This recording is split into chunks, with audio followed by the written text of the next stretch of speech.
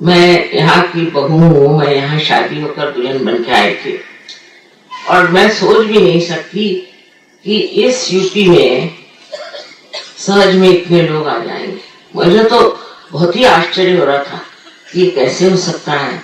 यहाँ तो लोग इतने अंधश्रद्धा से पीड़ित हैं और कुछ लोग इतने मगरूर हैं कि इसके बीच की ये जो चीज है सहज, इसे कैसे प्राप्त। और आज सबको देख करके बड़ा ही आनंद हो रहा है। न जाने कैसे आप लोग इस स्थिति में आए कि आप सहज को प्राप्त करें। मैं सोचती हूँ पूर्व जन्म के आपके बड़े पुण्य कर्म, बहुत पुण्य कर्म से ही ये चीज प्राप्त होती है। ये तो बड़ी पुरानी किताब मुनि ने लिखी थी, नाड़ी ग्रंथ। उसमें उन्होंने लिखा कि जो लोग आज गिरिकंदरों में परमेश्वर को खोज रहे हैं उसे प्राप्त करेंगे कलयुग में, और कलयुग में जब उसे प्राप्त करेंगे तब वो गृहस्थी में बैठे। वही बात आज सिद्ध हो रही है कि ये आपके पूर्व जन्म के सारे जो कुछ भी महान पुण्य थे वो आज फलित हुए हैं। नहीं तो मेरे बस की बात नहीं थी। जिस तरह से आप लोग यहाँ एकत्रित हुए मैं देख करके बहुत आश्चर्यचकित हूं। अब रही बात ये कि सत्य क्या है, इसे मैं आपसे बताऊं। सत्य है कि आपके शरीर, बुद्धि, मन, अपने संस्कार, कुसंस्कार और आपका अहंकार आदि कोई भी उपाधियां जो है आपके अंदर, ये सारी उपाधियां सब व्यर्थ है और झूठी। हृदय से जो यहाँ सजावट करी है बहुत ही सुंदर। ये सब फूल जहाँ से आए हैं उस धरती माता पर सोचो। यहाँ पर तो खेती बहुत होती है और ये खेती प्रधान देश उत्तर प्रदेश है।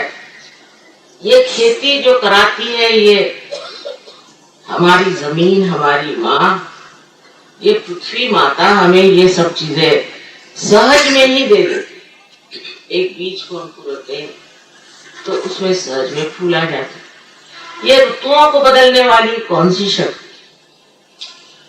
तो इस सारे सृष्टि में चारों तरफ फैली हुई ये जो शक्ति है, यही शक्ति, इसे कि हम ऋतंभरा प्रज्ञा कहते हैं, या कहिए तो इसे हम रूह कहते हैं। इसे ही हम परम चैतन्य कहते हैं। ये शक्ति चैतन्य में है। ये सोचती है, समझती है, सृजन करती है, सारे कार्यों को करती है। हमारे हृदय की धड़कन भी यही चलाती है। पर सबसे अधिक ये सब शक्ति की जो विशेषता है वो ये कि ये प्रेम भरी है। इसमें सिर्फ प्रेम, ये सारा कार्य प्रेम से करती। अब मैं कहूंगी कि सत्य और प्रेम में कोई अंतर नहीं। अगर समझ लीजिए आप किसी से प्रेम करते हैं तो आप उस व्यक्ति के बारे में पूरा पूरा जान लेते हैं, पूरा सत्य आप जान लेते हैं। इसी प्रकार प्रेम और सत्य दोनों एक ही चीज है। और जब आप सत्य को प्राप्त करते हैं तभी आप मन में शांति को विराम करते हैं। शांति भी इस सत्य के दर्शन से थी। तो ये सत्य जाज्वल्य नहीं है, इसमें भड़क नहीं है, इसमें कोई ऐसी तड़पाने की चीज नहीं है। बस ये शांत रस, शांतमय, आनंददायी। और ये सब प्राप्त करने की आपकी क्षमता है, आपकी लियाकत है कि आप इसे प्राप्त करें। कारण पूर्व जन्म के अनेक कर्मों के पुण्य लाभ से ही आज आप यहाँ पहुंचे हैं और ये आपका हक बनता है कि इस योग को आप प्राप्त करें। जब आप इस योग को प्राप्त करेंगे तो पहले तो आपको पहली मर्तबा ये एहसास होगा, ये आप जानेंगे, आपको प्रचीति होगी, अनुभव होगा। आपके उंगलियों के ऊपर ये ठंडी ठंडी हवा सी चलती है और ये बड़ी सुखद ऐसी ठंडी हवा। आदि शंकराचार्य ने इसे सलीलम सलीलम कहा है। ईसा मसीह ने इसे cool bridge of the Holi ghost कहा है। मोहम्मद साहब ने इसे रूह कहा है। नानक साहब ने इसे अलख निरंजन कहा। आदि अनेक अनेक विशेषणों से इसे अलंकृत किया गया, इसको सजाया गया, पर उनकी बात जो है सब तक पहुंचने के लिए जरूरी था कि सब लोग भी तो किसी हद तक पहुंचाया जाए, इसे महसूस करें। हमें अगर कोई लखनऊ के बारे में बताए कि लखनऊ ऐसा है, लखनऊ ऐसा है, तो भाई हमें लखनऊ ले चले तब तो ना हम समझे लखनऊ क्या। इसी प्रकार कितनी भी बात आप इस महान शक्ति की करें, वो सारी बात बात है। और बात करते करते फिर आदमी उब जाता है, सोचता है ये क्या बातें हो रही हैं, इसका तो कोई अर्थ ही नहीं और कुछ मिलता जुलता नहीं है, पूरी समय एक मनोरंजन सा होते रहता है काम। और इसके लिए जो हमारे अंदर विशेष शक्ति परमात्मा ने स्थापित की है, उसे कुंडलिनी नाम से कहते हैं। जितना इस प्रकार हमारे इस महान भारतवर्ष में हुआ है और कहीं नहीं। हाँ, बाहर बहुत से दृष्टा हो गए जिन्होंने इसके बारे में लिखा है, ये भी बात सच है, लेकिन जितना हमारे देश में इस पर कार्य किया गया उतना कहीं भी हुआ नहीं, क्योंकि हमारे देश के लोग शुरू से ही आध्यात्मिक हैं और हमेशा जानना चाहा उन्होंने कि हम है क्या, हमारी हैसियत क्या है, शख्सियत क्या है, हमारा व्यक्तित्व क्या है। यह हमेशा जानने की हिंदुस्तानियों ने चेष्टा की है। अनादिकाल से भारतीय लोग इसकी खोज में पड़े रहे और जंगलों में गिरी कंदरों में जा करके खोजते रहे कि मैं कौन हूं, मैं क्या हूं। और ये जो खोज थी वही आज फलीभूत हो रही है कि हजारों के तादाद में हजारों लोग इसको प्राप्त कर रहे हैं और आप भी इसे प्राप्त करें।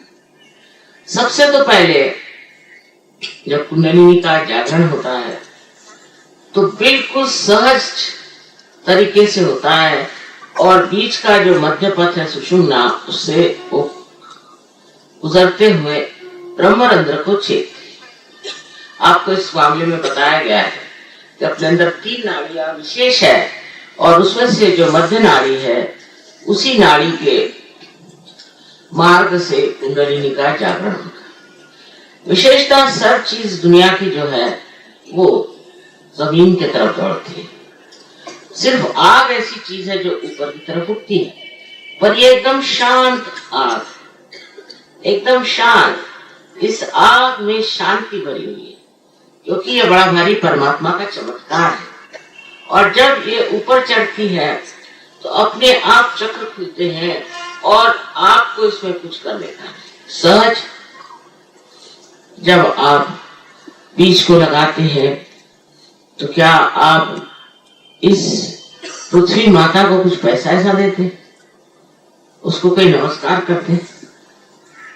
वो तो उनका धर्म है कि कोई भी चीज जो उनके उदर में आए उसको पनपा दे, और ये धर्म बीच में भी है कि वो पनप जाता है, वो भी अंकुरित हो जाता है अपने आप। इसी प्रकार आपके अंदर भी, सबके अंदर, किसी भी जाति, किसी भी धर्म, किसी भी देश, किसी भी देश के लोगों में ये नहीं कह सकते कि कुंडलिनी नहीं। अब 65 देशों में हम कार्य कर रहे हैं और बड़ा आश्चर्य है कि रशिया में जैसे आप लोग इतने बैठे हैं, ऐसे लोग वहां एक एक गांव में। पता नहीं इन लोगों ने जिन्होंने कभी भगवान का नाम नहीं सुना, इनको तो किसी भगवान का क्या, किसी ऐसे आदमी का भी नाम लेना मना था जो भगवान की बात करता था। लेकिन मेरे ख्याल से एकदम साफ उनकी व्यक्तित्व की पार्टी थी, जिस पर सहयोग बहुत जल्दी चढ़ गया और इतने जल्दी चढ़ गया और इतने हजारों की तादाद। और आप लोगों की तरफ देख के मुझे इसलिए आश्चर्य होता है कि मैं देखती थी पहले यहाँ पर लोग, उनको मजा किस चीज में आता है। और बड़े हैरानी की बात है कि वो सब जिसमें उनको मजा आता छोड़ छाड़ के अब सहज में शुरू करा, और वो जो मजा आने की चीजें थी वो सब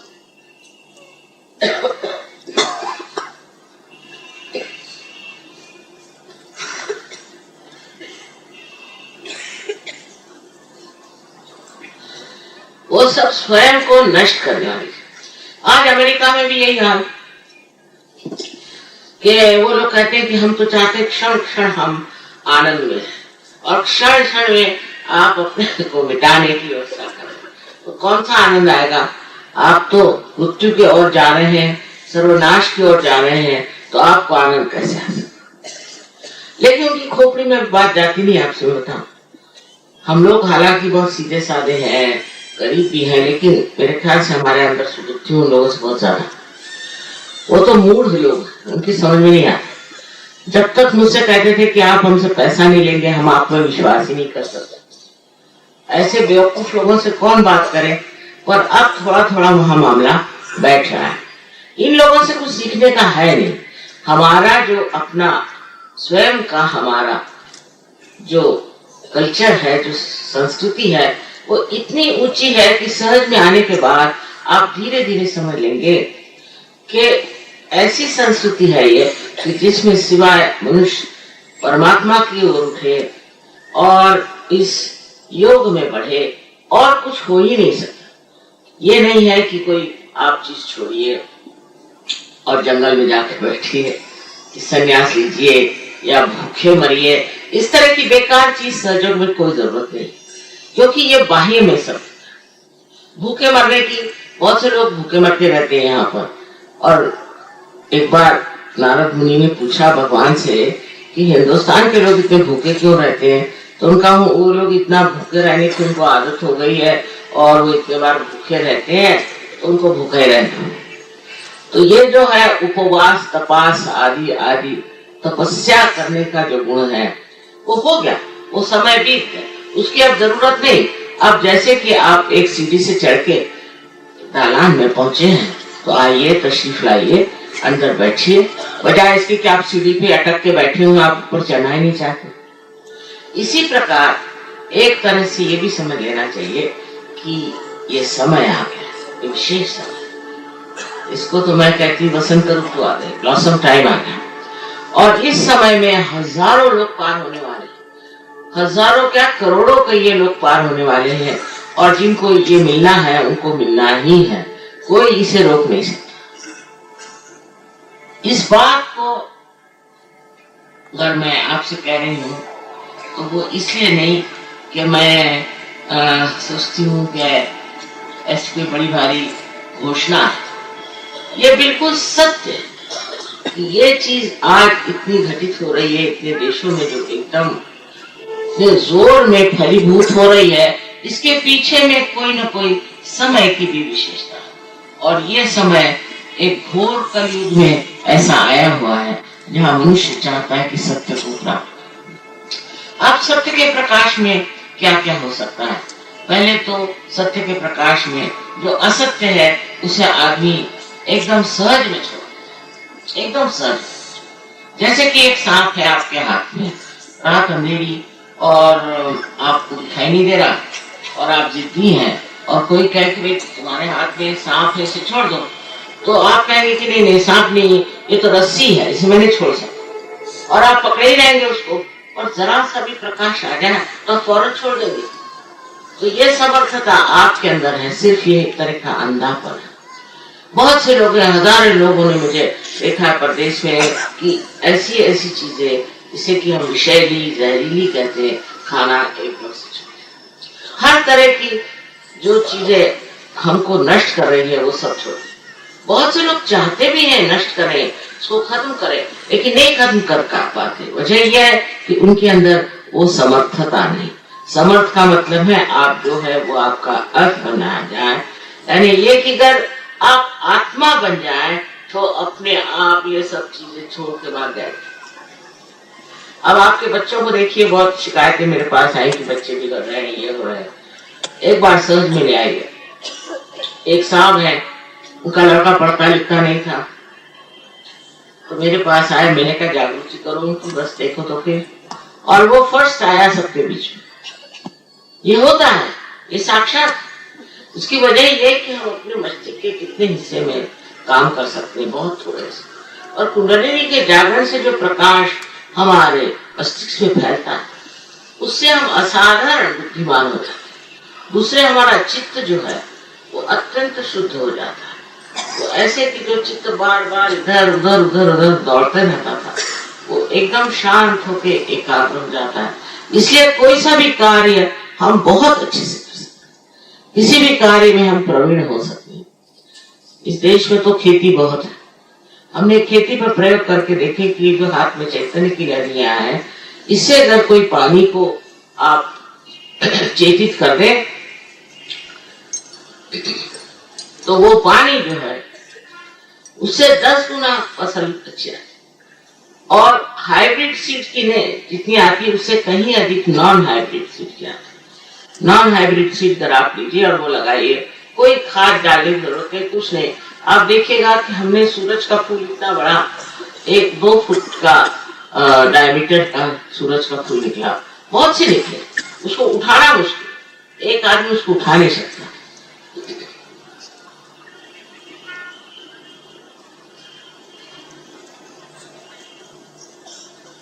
बहुतों ने कहा कि यहाँ ट्यूलिप्स हो ही नहीं सकते। हमने तो ऐसा देखा नहीं। हमारे जो खेत है उसमें हर तरह की चीज हो रही है और हमने ऐसे देखा नहीं कि ये चीज हो नहीं सकती, वो चीज नहीं हो सकती। लेकिन बड़े पैमाने पर और बहुत ही अच्छी जिसकी क्वालिटी है, ऐसी चीजें होती हैं। और ये हमारा देश पूरा ही कृषि प्रधान है, इसके लिए बहुत ही ये फायदे की चीज है। अब बहुत जगह खबर करी, बहुत जगह बताया, और एक कलेक्टर साहब ने हमारा सम्मान भी किया, पर उसी दिन उनकी बदली करा दी। अब ये सब चीजें बदलेंगी,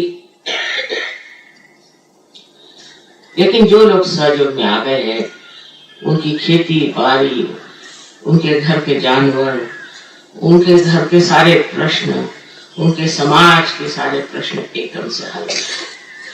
आज हम उस कगार पर खड़े हैं कि अगर आप मुड़ करके देखेंगे नहीं तो खाई में आप लोग गिर जाएंगे, ये हमें मालूम है। अब जब ये अपने को मालूम है तब थोड़ा सा मुड़ करके इसे स्वीकार करना चाहिए। इससे आपको कोई पैसा नहीं देने का। आप इस जमीन को कितना पैसा देते हैं, जो आपको फल फूल दे रही है, इसी प्रकार इसके लिए आपको कोई पैसा नहीं देने का, आपको कोई खर्चा नहीं करने का, कहीं कोई आडंबर नहीं, कोई भूखा नहीं, कुछ नहीं। बस इसके थोड़े से ज्ञान को प्राप्त कर लेना चाहिए कि हमारे चक्र क्या है और इस चक्रों में कौन सी हानि है और कौन सी खराबी। जब आपको ये चीज प्राप्त होगी तो आप देखेंगे कि आपके हाथ में ठंडी ठंडी हवा से आने लगती है। और ये उंगलियों के आखिरी हिस्से में ये सब कहते हैं कि सिंपैथेटिक नर्वस सिस्टम है, तो यहाँ आपको महसूस हो, इस पर आपको महसूस होगा कि आपके कौन से चक्र पकड़े हैं। 5, 6 और 7 ये चक्र जो है हमारे राइट साइड के हैं और इसी प्रकार लेफ्ट के हैं। और जो हमारी राइट साइड है वो हमारी कार्य प्रणाली से बनती है या बनाती है। माने ये कि जो बुद्धि और शरीर से हम जो कार्य करते हैं वो कार्य करती है। और जो लेफ्ट साइड है उसमें हमारी जो भावनाएं, हमारी इच्छाएं, ये सब कुछ इनको चलाने की, इसको कहना चाहिए कि भावना का उद्भव करने वाली ये शक्ति लेफ्ट साइड। इस प्रकार हमारे अंदर ये 2 शक्तियां हैं और बीच में जो शक्ति है वो आपके उत्थान की। आप बिल्कुल थोड़ा सा और चलने की बात, 3.5 फुट कहते हैं, और अगर आप चले, ये कुंडलिनी चल पड़ी तो आपका ब्रह्मरंध्र खुल जाएगा और चारों तरफ आप पाइएगा कि एकदम से फैली हुई एक प्रचंड परमात्मा की शांतमय शक्ति आपके अंदर उतरने लगती है। अब शांति भी आपके अंदर प्रस्तावित होती है, क्योंकि हम रहते हैं मस्तिष्क में, हमेशा हमारे विचार एक के बाद एक उठते गिरते रहते हैं और इस उठते गिरते विचारों के ऊपर हम लोग कूदते रहते हैं। कभी तो हम आगे का सोचते हैं, कभी पीछे का सोचते हैं, कभी हम भविष्य का सोचते हैं, कभी भूत का सोचते हैं। पर आज वर्तमान, आज जहां हम खड़े हैं, ये हम नहीं रुक सकते, यहाँ रुक नहीं सकते, क्योंकि एकदम से चित्त हमारा चला जाएगा आगे को या पीछे। पर जब कुंडलिनी जागृत हो जाती है तो ये जो बीच में दोनों की जगह है वहां आपका चित्त रुक जाता है आप वर्तमान में आ जाते हैं और एकदम निर्विचार समाधि लग जाते। निर्विचार होने का मतलब यह है कि जैसे कोई चीज को देखिए तो उसके ऊपर आप कोई भी अपना प्रतिबिंब नहीं डालते। जैसे आपने देखा कि कितने सुंदर फूल बने, कहाँ मिले होंगे, कहाँ से लाए होंगे, किस तरह से क्या होगा, आदि कोई बात आप नहीं सोचते, आप बस इसका मजा उठाते। तो ये जो शक्ति आपके अंदर आ जाती है, इससे शांति प्रस्थापित होती है। फिर ऐसा आदमी जो शांति में उतर जाए, वो जहां भी खड़ा होगा वहां शांति उसमें से बहेगी। वो सारे अपने इलाके को शांत कर सकता है, विशेष इंसान बन सकता है। आप सभी एक विशेष इंसान बन सकते हैं और इस तरह का कार्य कर सकते हैं। चित्त आपका ऐसा हो जाएगा कि आप जहां चित्त डालें वो चित्त ही कार्य करे। यहाँ बैठे बैठे आप चित्त डालें किसी के ऊपर कि उसकी तबीयत नहीं ठीक है, उसकी तबीयत वहां ठीक हो सकती है, पर आपकी वो स्थिति आनी पड़ेगी। इसलिए दूसरी स्थिति में जाना चाहिए, इसे हम निर्विकल्प समाधि कहते हैं, जहाँ पे दिमाग में कोई भी संशय आदि नहीं रह जाता। निर्विकल्प समाधि बता रहे थे लोग कि यहाँ तो वहां बहुत से निर्विकल्प में उतर गए, फटाफट निर्विकल्प में चले गए। बड़े बड़े लोग हैं, मैं बड़ी हैरान हो गई कि वो लांग गए अपनी पहली दशा को और दूसरी दशा में। कोई आपको शंका नहीं रह जाती अपने ऊपर और दूसरों के ऊपर, और सहज पर आपको कोई शंका नहीं आती। आप पूरी तरह से एक गुरुत्व को ले लेते हैं, मास्टरी ले लेते हैं, आप खुद अपने गुरु हो जाते हैं। आपको कोई गुरु ढूंढने की जरूरत नहीं, आप अपने स्वयं ही गुरु हो जाते हैं। और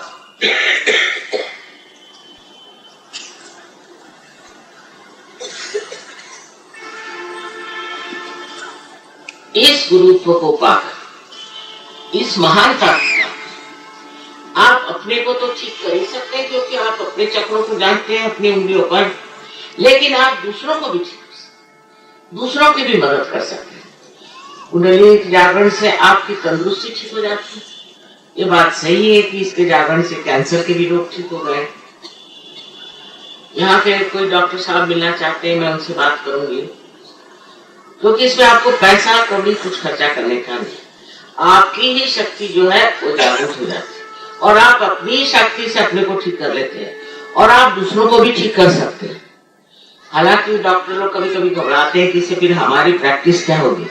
उसके लिए बहुत से अमीर लोग बैठे हैं, अभी सहयोग में आए कितने लोग।